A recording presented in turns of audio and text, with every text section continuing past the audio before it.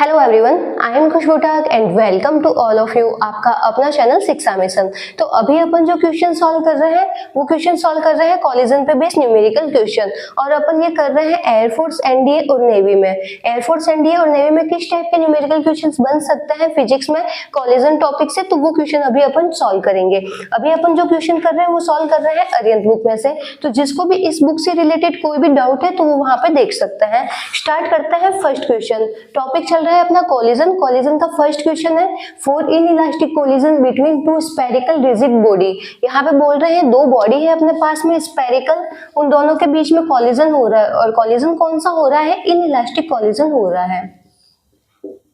अब यहाँ पे अपन को चार स्टेटमेंट दे रखे हैं। फर्स्ट है total kinetic energy is conserve, second है linear momentum is not conserve, third है total mechanical energy is conserve, और फोर्थ है लीनियर मोमेंटम इज कंजर्व। अब यहाँ पे अपन देखते हैं अगर कोई भी कॉलिजन हो, अगर इलास्टिक कॉलिजन हो या इनइलास्टिक कॉलिजन हो, उसमें हमेशा मोमेंटम होता है वो कंजर्व रहता है।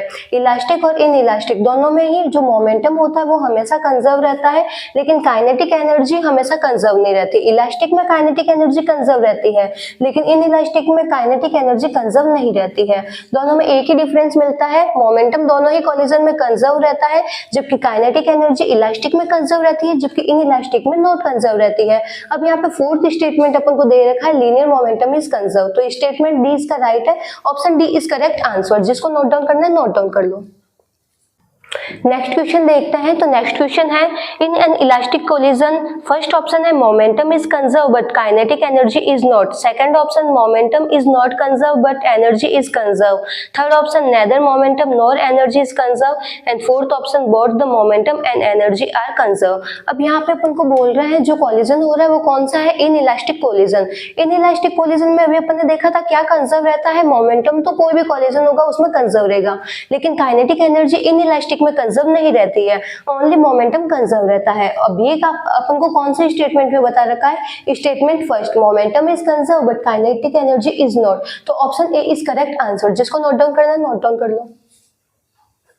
थर्ड क्वेश्चन देखते हैं। तो थर्ड क्वेश्चन है in any kind of collision, इसमें फर्स्ट ऑप्शन बोल रहे हैं अपन को linear momentum is always conserve, second option है kinetic energy is always conserve, third option है both A and B, and fourth option है नेदर ए नॉर बी। अब यहाँ पे अपन को बोल रहे हैं अगर किसी भी तरह का कॉलिजन हो उसमें फर्स्ट ऑप्शन दे रखा है मोमेंटम कंजर्व रहेगा या काइनेटिक एनर्जी कंजर्व रहेगी, या मोमेंटम और काइनेटिक एनर्जी दोनों ही कंजर्व रहेगी, या मोमेंटम और काइनेटिक एनर्जी दोनों ही कंजर्व नहीं रहेगी। तो अभी अपन ने देखा ही था भले कोई भी कॉलिजन हो, इलास्टिक हो या इन इलास्टिक कॉलिजन हो, उसमें हमेशा मोमेंटम कंजर्व रहता है। अब मोमेंटम कंजर्व क्यों रहता है? क्योंकि अगर अपन बाहर से किसी भी तरह का फोर्स अप्लाई नहीं कर रहे हैं, बाहर से अपन फोर्स अप्लाई नहीं कर रहे तो फोर्स की वैल्यू क्या हो गई? जीरो। अब सेकंड लॉ से अपन देखते हैं फोर्स क्या होता है? चेंज इन मोमेंटम पर चेंज इन टाइम। टाइम के साथ में मोमेंटम कितना चेंज हो रहा है वहीं से होता है फोर्स। तो यहाँ पे फोर्स की वैल्यू जीरो है, अपन किसी भी तरह का एक्सटर्नल फोर्स नहीं लगा रहे हैं, तो डेल पी अपन को यहाँ पे एफ की जगह क्या पुट करेंगे अपन? जीरो। तो डेल पी यहाँ से अपन को क्या मिला? जीरो। मतलब मोमेंटम में जो चेंजेस हो रहे हैं वो कितने हैं? जीरो है। अगर मोमेंटम में चेंज हो ही नहीं रहा है तो मोमेंटम क्या है? इनिशियल मोमेंटम और फाइनल मोमेंटम अपन को सेम मिलता है, तो यहाँ से अपन को क्या मिल रहा है? मोमेंटम क्या है? कंजर्व है। क्योंकि अगर अपन बाहर से किसी भी तरीके का फोर्स अप्लाई नहीं करेंगे सिस्टम पे तो उस सिस्टम का जो मोमेंटम होगा वो कंजर्व रहेगा। और कॉलिजन देख रहे हैं अपन इलास्टिक या इन इलास्टिक कॉलिजन, उसमें हमेशा मोमेंटम क्या होता है? कंजर्व रहता है। तो first option A is correct answer. Next question देखते हैं। तो नेक्स्ट क्वेश्चन है the coefficient of restitution E for perfectly elastic collision, और इसके आगे वाला क्वेश्चन है the coefficient of restitution for a perfectly in elastic collision. अब यहाँ पे अपन को कोफिशिएंट ऑफ रेस्टिट्यूशन बताना है, ई की वैल्यू बतानी है, परफेक्टली इलास्टिक के लिए क्या होगी और परफेक्टली इन इलास्टिक के लिए क्या होगी। तो परफेक्टली इलास्टिक में अपन क्या देखते हैं? मोमेंटम कंजर्व रहता है और साथ में काइनेटिक एनर्जी भी कंजर्व रहती है। तो यहाँ पे अपन एक एग्जाम्पल लेके देख लेते हैं। एक लड़का है, इस लड़के के हाथ में एक बॉल है,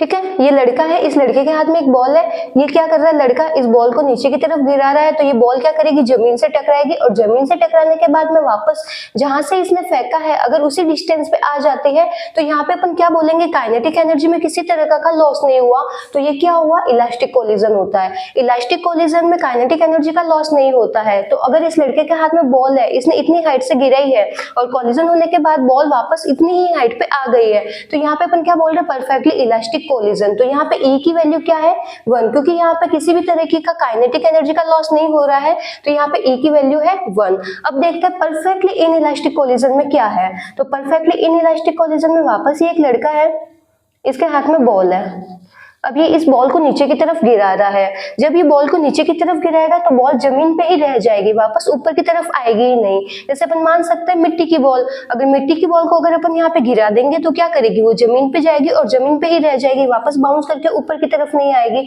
तो इसको अपन क्या बोलते हैं, perfectly in elastic collision. In elastic collision में काइनेटिक एनर्जी का लॉस होता है, जबकि इलास्टिक कोलिजन में काइनेटिक एनर्जी का लॉस नहीं होता है। अब इसमें क्या हो, इसके पास में जो काइनेटिक एनर्जी थी पूरी ही काइनेटिक एनर्जी का लॉस हो गया, तो यहाँ पे E की वैल्यू क्या है, 0। तो E की वैल्यू 0 किस में होती है, परफेक्टली इन इलास्टिक कोलिजन में, और E की वैल्यू 1 होती है परफेक्टली इलास्टिक कोलिजन में। और E की वैल्यू 0 से 1 के बीच में होती है, नॉर्मली E की वैल्यू 0 से 1 के बीच में ही लाई होती है, और वो होता है पार्शियली इलास्टिक और partially in elastic collision. Elastic collision में काइनेटिक एनर्जी का लॉस नहीं होगा, तो E की वैल्यू है 1। इसमें काइनेटिक एनर्जी का पूरा ही लॉस हो जाएगा, तो यहाँ पे E की वैल्यू है 0, और E की वैल्यू 0 और 1 के बीच में हो तो अपन बोलते हैं पार्शियली इलास्टिक और पार्शियली इन इलास्टिक कोलिजन। जिसको नोट डाउन करना है नोट डाउन कर लो। नेक्स्ट क्वेश्चन देखते हैं। तो नेक्स्ट क्वेश्चन है, the first ball of mass m moving with velocity v collide head on with the second ball of mass m at rest. इसमें बोल रहे हैं अपने पास में एक बॉल है, उसका मास है m, और दूसरी बॉल है उसका मास भी है m। फर्स्ट वाली बॉल u वेलोसिटी से जा रही है, जबकि दूसरी वाली बॉल रेस्ट कंडीशन में रखी हुई है। ये है कॉलिजन होने से पहले की सिचुएशन। फिर देखते हैं आगे, if the coefficient of restitution is e then the ratio of the velocity of the first and the second ball after the collision. अब यहाँ पे बोल रहे हैं इन दोनों के बीच में कॉलिजन होगा, कॉलिजन होने के बाद में फर्स्ट ऑब्जेक्ट की वेलोसिटी अपन मान लेते हैं v1 और सेकंड ऑब्जेक्ट की वेलोसिटी अपन मान लेते हैं v2। तो यहाँ पे अपन को v1 और v2 का रेशियो बोल रहा है, पूछ रहे हैं। कॉलिजन होने के बाद में फर्स्ट ऑब्जेक्ट और सेकंड ऑब्जेक्ट की वेलोसिटी क्या होगी, उसका अपन को रेशियो यहाँ पे फाइंड आउट करना है, जबकि कोफिशिएंट ऑफ रेस्टिट्यूशन अपन को दे रखा है e। यहाँ पे आंसर भी अपन को दे रखे है e की टर्म्स में, मतलब अपन को e की टर्म्स में यहाँ पे आंसर देखना है। तो यहाँ पे अपन देख रहे हैं दोनों ही बॉडी है, उसका मास अपन को इक्वल दे रखा है, इसका भी मास m है, इसका भी मास m है।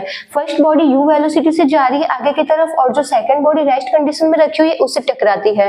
टकराने के बाद में फर्स्ट बॉडी की वेलोसिटी अपन मान लेते हैं v1 और सेकंड बॉडी की वेलोसिटी अपन मान लेते हैं v2। अब अपन ने देखा था अगर किसी भी तरीके का कॉलिजन हो उसमें मोमेंटम हमेशा कंजर्व रहता है, तो इसमें भी मोमेंटम तो कंजर्व रहेगा। तो यहाँ पे पहले अपन अप्लाई करेंगे conservation of momentum, linear momentum यहाँ पे कंजर्व है। इसका मोमेंटम अपन को क्या मिला, mu, ये रेस्ट में है तो मतलब इसकी वेलोसिटी क्या हो गई, u2 की वैल्यू यहाँ पे हो गई 0, तो ये तो रेस्ट में है तो इसका मोमेंटम पूरा हो गया 0। कॉलिजन होने के बाद में इसका मोमेंटम अपन को क्या मिला, mv1, और इसका मोमेंटम अपन को मिला mv2। तो यहाँ पे अपन सबसे पहले अप्लाई करेंगे कंजर्वेशन ऑफ मोमेंटम।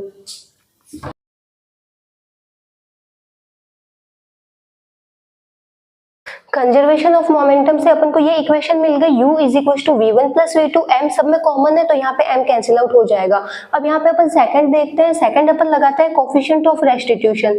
e की वैल्यू क्या होती है, v2 minus v1 upon u1 minus u2।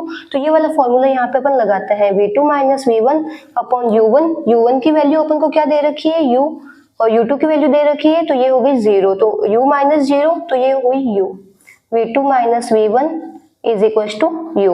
तो अब यहाँ से अपन देख सकते हैं v2 माइनस v1 अपन को e की टर्म्स में क्या मिलेगा, ये अगर उधर मल्टीप्लाई हो जाएगा तो यहाँ से अपन को इक्वेशन मिली v2 minus v1 is equal to eu। ये हो गई इक्वेशन सेकंड। अब इक्वेशन फर्स्ट और सेकंड अगर दोनों को अपन ऐड करेंगे तो यहाँ पे मिल रहा है माइनस का v1, उधर मिल रहा है प्लस का v1, v1 से v1 आपस में कैंसिल आउट हो जाएंगे, तो यहाँ से अपन को v2 की टर्म में आंसर मिलेगा। तो एक बार अपन इक्वेशन फर्स्ट और इक्वेशन सेकंड दोनों को ऐड करते हैं।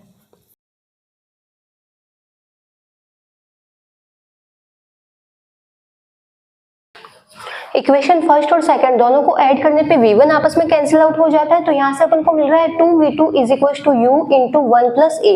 अब अपन इक्वेशन फर्स्ट में से सेकंड को सब्सट्रैक्ट कर देंगे, तो यहाँ से अपन को v2 पहले क्या कैंसिल आउट हो रहे थे, v1 कैंसिल आउट हो रहे थे। जब अपन इसको सब्सट्रैक्ट कर देंगे तो यहाँ पे v2 कैंसिल आउट हो जाएंगे, तो अपन को आंसर किसकी टर्म में मिलेगा, v1 की टर्म में आंसर मिलेगा। तो एक बार अपन सब्सट्रैक्ट करके देखते हैं।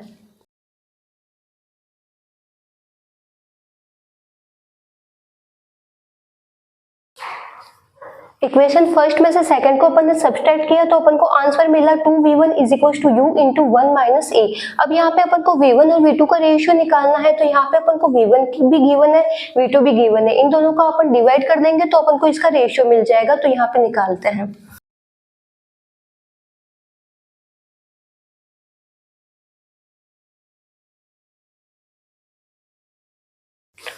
तो दोनों का रेशियो लेने पे अपन को मिल रहा है v1 upon v2 is equal to 1 minus e upon 1 plus a।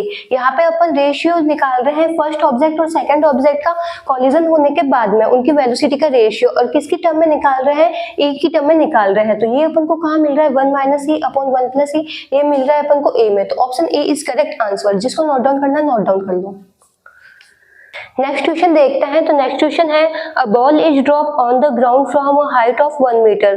The coefficient of restitution is 0.6। The height to which the ball will rebound is 0.6 metre, 0.4 metre, 0.36 metre, 0.16 metre. अब यहाँ पे अपन को बोल रहे हैं एक बॉल है, उस बॉल को अपन नीचे की तरफ गिरा रहे हैं। अब यहाँ पे अपन 1 मीटर हाइट से बॉल को नीचे की तरफ गिरा रहे हैं, तो बॉल आएगी जमीन से टकराएगी, दोनों के बीच में कॉलिजन होगा, और कॉलिजन होने के बाद में बॉल वापस कितनी हाइट को कवर करेगी।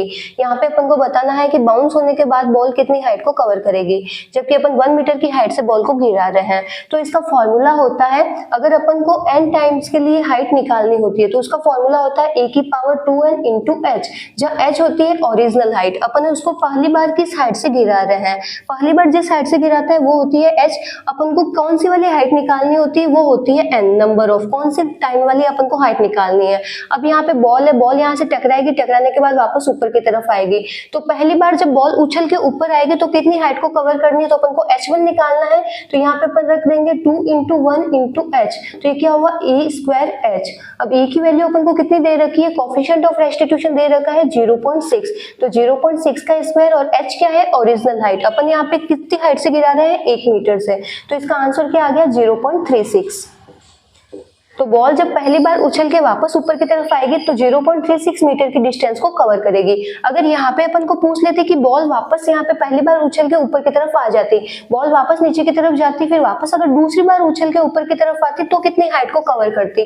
तो यहाँ पे अपन क्या वैल्यू पुट कर देते, n की जगह अपन 2 पुट कर देते, h2। तो यहाँ से अपन को क्या मिल जाता, यहाँ पे 2 करते तो e की पावर 4 इंटू h। अब यहाँ पे दे रखा है 0.6, इसका अपन ले लेते 4 टाइम्स इंटू 1। इस प्रकार से जितनी अपन को हाइट का निकालना होता है उसका ये फॉर्मूला होता है hn इज इक्वल a की पावर 2n इंटू h, जहाँ पे h होती है ओरिजिनल हाइट, अपन उसको पहली बार कितनी हाइट से गिरा रहे हैं। तो यहाँ पे करेक्ट आंसर क्या हो गया, 0.36 metre. Option C is correct answer. तो आज अपन करते हैं इतने ही क्वेश्चन, बाकी के क्वेश्चन अपन करेंगे नेक्स्ट लेक्चर में। Thank you.